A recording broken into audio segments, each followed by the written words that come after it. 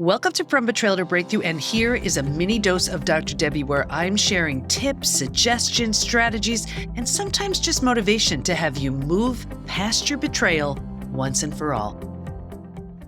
Just a message to be careful about the words you use. Your mind wants to prove you right, regardless of if it's good or bad, right or wrong, true. It becomes your belief as long as you keep repeating it. So when you say things like, I can never heal, well, your mind's like, oh, okay, that's fine.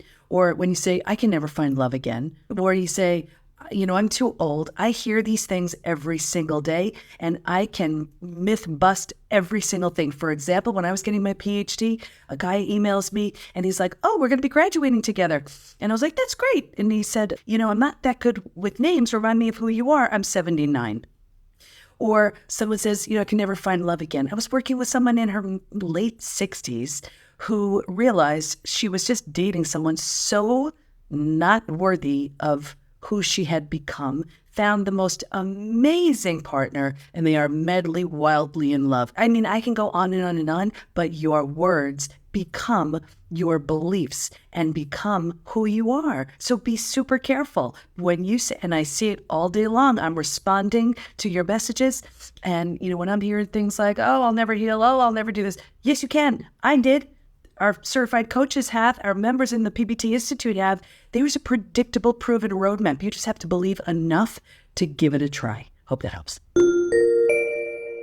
When you've been betrayed or when trust has been shattered, confidence is shattered too. So I wrote a blog post I want to share with you. It's 10 things to say to yourself to boost your confidence. 1, I'm allowed to feel however I feel.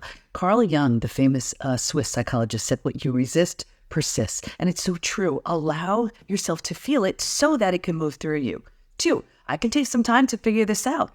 There are certain things that maybe take a little bit shorter, some things that take a little bit longer. And here's the thing, like let's say you broke your leg. You wouldn't run on that broken leg. You'd allow it to heal. So if you feel emotionally broken, we're never broken, bent. But if you feel that way, you may need a little bit of extra time. Give yourself that time.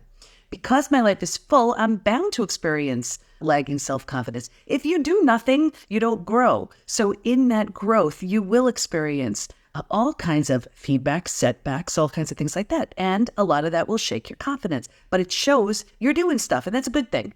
I have a lot of positives in my life. It's helpful to look at the high points. Take a look at anything that's working in your life. Maybe it's your kids, maybe it's your job, maybe it's your health, whatever it is. Reflecting on what is working can help boost your confidence. 5, my confidence has been strong during many important life events. Take a look at things you've overcome in your past and look at how you showed up or what you gained or learned from it. Confidence is really overcoming things, taking a look at and seeing what you've overcome and then doing it again. That's it. The more you do, the more you build, the more confidence you have. 6, my confidence will bounce back as it usually does. Sure, you've taken a hit and you've bounced back before and you will again. 7, I have what it takes to live a productive life. You possess what it takes to have strength, courage, and confidence. You just need to find it again. That's okay. I can and I will. Find a mantra that makes sense to you and use it when you need to. 9, I will rediscover my personal strength. You always do. It's there. It may be hidden under some doubts, some layers of fear, doubt, and insecurity. Dig that out again. And 10, I can seek guidance if I wish. Find someone who has mastered what you're trying to master, who's overcome what you've overcome. And, having that objective third party can help you see things clearly. Of course, the PBT Institute, Post-Betrayal Transformation Institute, we have our certified coaches. I'm here personally to help, and we can help you overcome it. But anyway, hope that helps boost your confidence. So after betrayal, what happens is you have an opportunity to completely rewrite the script.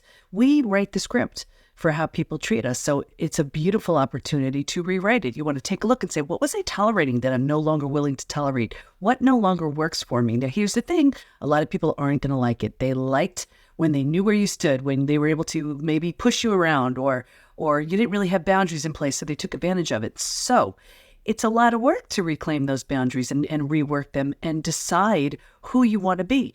And if the other person is on board, then they may need a little bit of support in how do they work with you now? And so sometimes it's helpful just to have some sort of word or code or something. So when they're overstepping, you're retraining. It's almost like a little puppy, If the puppy gets very used to, peeing on the carpet, and then all of a sudden you decide, you know what? This puppy just can't pee on the carpet anymore. You're going to have to keep picking up the puppy and putting the puppy, where you want that puppy to go. Well, same thing here. It's not sometimes when you are retraining someone and how to treat you, it's all the time. It's deliberate, it's intentional, it's repetition and consistency. So just as that puppy's not going to get it, if sometimes you take the puppy out and sometimes it's okay if the puppy goes inside, no, it's got to be all the time. Consistency, repetition, that's what it takes as someone is relearning your new rules. Can you do it? Of course you can. Is it a lot of work? Yup. Is it worth it? Yes. Completely up to you. You can just say, hey, you know what? I have no interest in retraining this person. But if you want to, if you are willing, and if the other person is willing, it may be worth it for you. So many resources in my bio. Check them out if we can, help you move through the 5 stages from betrayal to breakthrough. You need the right tools, support, and the right community to move through the 5 stages from betrayal to breakthrough. And we have all that within the PBT Institute. So join us at the PBT, as in post-betrayal transformation, thepbtinstitute.com. There's a version of you who's so confident, healthy, peaceful, and happy on the other end of your healing, and we can't wait to help you get there. We got you. Thanks for listening, and here's to your breakthrough.